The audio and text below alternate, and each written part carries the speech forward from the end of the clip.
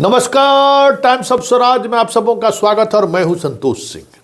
और आज हम टाइम्स ऑफ स्वराज में बात बीपीएससी की पीटी परीक्षा रद्द करने को लेकर आज हाई कोर्ट में जबरदस्त सुनवाई हुई है। जी हां, फैसला क्या आएगा ये कहना मुश्किल है, लेकिन चंदेल साहब के कोर्ट में आज सुनवाई जबरदस्त हुई है।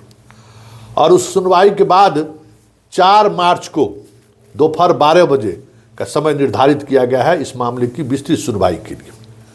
हालांकि 30 जनवरी को जब सुनवाई हुई थी तो कोर्ट ने बीपीएससी को कहा था कि ठीक है, आप रिजल्ट वगैरह जो निकालना चाहते हैं निकालिए, लेकिन इसका जो जजमेंट होगा उस जजमेंट से प्रभावित होगा आपका रिजल्ट।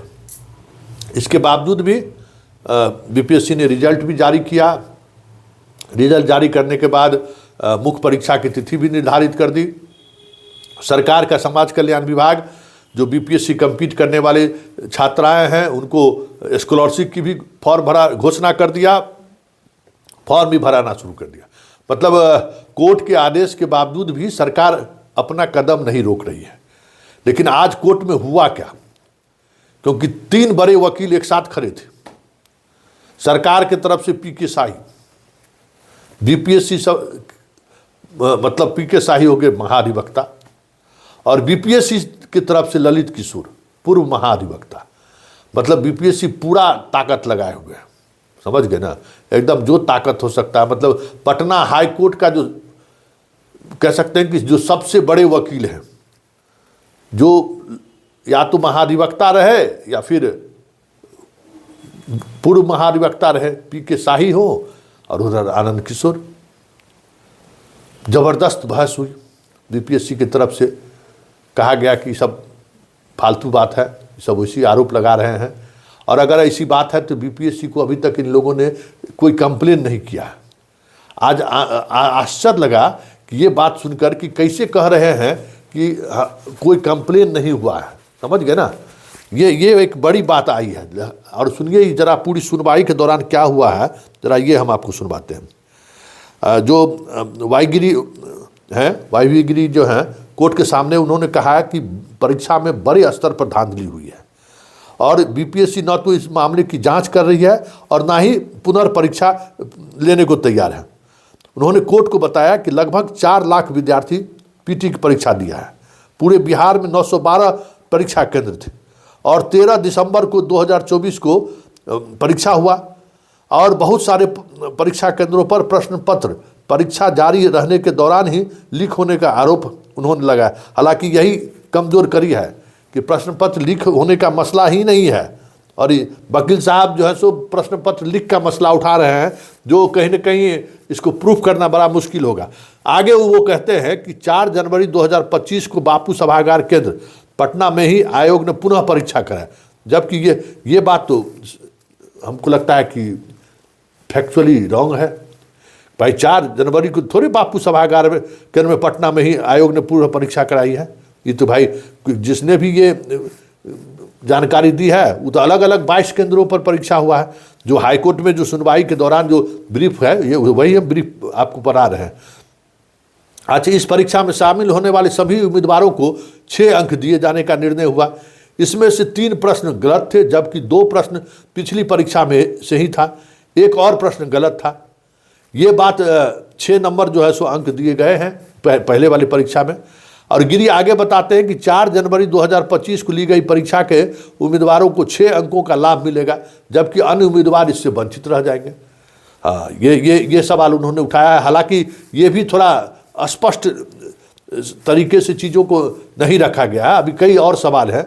इस पर महाधिवक्ता जो राज्य सरकार के जो पीके शाही है, उन्होंने कहा कि इस पर एक जनहित याचिका भी दायर है और उस याचिका की भी सुनवाई हो रही है, तो क्यों नहीं दोनों याचिका को एक कर दिया जाए। हालांकि कोर्ट ने उनके इस दलील को स्वीकार नहीं किया और बात आगे बढ़ी। तो फिर सवाल हुआ कि प्रश्न पत्र में गड़बड़ी पर आपत्तियां मांगी गई हैं। अब आपत्तियों की जांच करने के बाद प्रारंभिक परीक्षा का परिणाम घोषित किया जाएगा। मतलब घोषित हो गया है। बीपीएससी की ओर से वरीय अधिवक्ता ललित किशोर ने कोर्ट को बताया कि किसी ने सही ढंग से बीपीएससी के समक्ष शिकायत दर्ज नहीं की आ रही है। इससे कैसे जांच की जाएगी? कोर्ट में वरीय अधिवक्ता जो है यदुवंश गिरी ने बताया कि बीपीएससी से सिर्फ प्रारंभिक परीक्षा का रिजल्ट घोषित कर दिया, यही नहीं है बल्कि मुख्य परीक्षा का तिथि भी निर्धारित कर दिया है। अब ये तय हो गया कि सुनवाई 4 मार्च को 12 बजे होगा। लेकिन बड़ी बात यह है कि सुनवाई का जो ब्रीफ आया है, उस ब्रीफ में कई ऐसी चीज़ें हैं जिन बातों का उल्लेख नहीं किया गया है। हमें लगता है कि छात्र को, वाई गिरी को जो है सो फैक्चुअली जो कुछ चीज़ें जो उन्होंने कह दी है कि जो कैंसिल हुआ फिर बापू सभागार में सब हुआ, ये तो नहीं है, ऐसा तो नहीं है। बापू सभागार वाले जो है सो अलग अलग पटना के 22 सेंटरों पर परीक्षा हुई है। फिर प्रश्न पत्र जो गलत पूछा गया है, इससे किसको लाभ हुआ, क्या हुआ। फिर जो 22 जगह जो परीक्षाएं हुई है, उस परीक्षा में रिजल्ट का परसेंटाइल 13 तारीख वाले से ज़्यादा है। परसेंटाइल मतलब प्रतिशत ज़्यादा है। ये भी इस बहस में चीज़ें सामने नहीं आई है। तो हमें लगता है कि जो मुकदमा चल रहा है उसमें छात्रों की सहभागिता लगता है उस तरीके से नहीं है। जो आप अपने देखिए, आपकी लड़ाई खुद की लड़ाई है, आप खुद ब्रीफ कीजिए, वकील साहब को बताइए कि ये अपडेट है। और गिरी साहब के अलावा भी अगर आपको हो सके तो 4 मार्च को एक और एडवोकेट आप रखिए, क्योंकि ये निर्णायक लड़ाई है।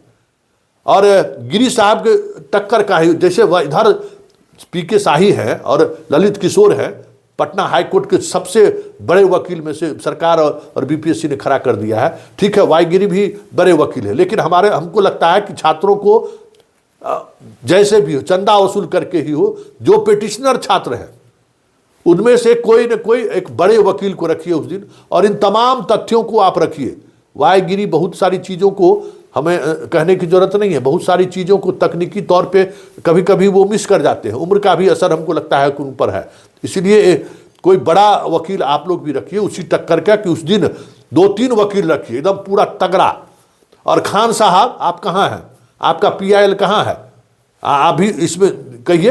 अभी तक तो आपके PIL की तो चर्चा भी नहीं हुई है, आप कहाँ PIL जान किए। और आपके पास जो साक्ष्य है ट्रेजरी वाला, वो दीजिए गिरी जी को। यानी तो आप भी वकील रखिए ना। छात्र लोग भाई खान से भी लो और खान को कहो कि वकील का, बड़का वकील का फीस दीजिए और रखिए उसको, और उस तथ्य को रखे। भाई इंटरवेनर बन सकता है खान, इसमें क्या है। जब 4 तारीख को तिथि निर्धारित हो गई है, 4 मार्च को फैसला आना है, तो खान उसमें इंटरवेनर बन जाए बड़े वकील के साथ। भाई जो लोग उनको गर्दनी वाग लाने में मदद कर रहे थे, हम तो रहमान से बात करेंगे, रहमान सर आप खान से बात करिए, कहिए बढ़िया एगो वकील सुप्रीम कोर्ट से ले आवे, बड़ा वकील, उसको पैसा की कमी थोड़ी है। क्योंकि जब फैसला कोर्ट से ही होना है तो ले आवे सुप्रीम कोर्ट से एगो बड़ा वकील, उसको उस दिन खड़ा करे। भाई इतना बस में लेके स्टूडेंट को लेकर आ ही रहा था, तो वकील भी कर दे।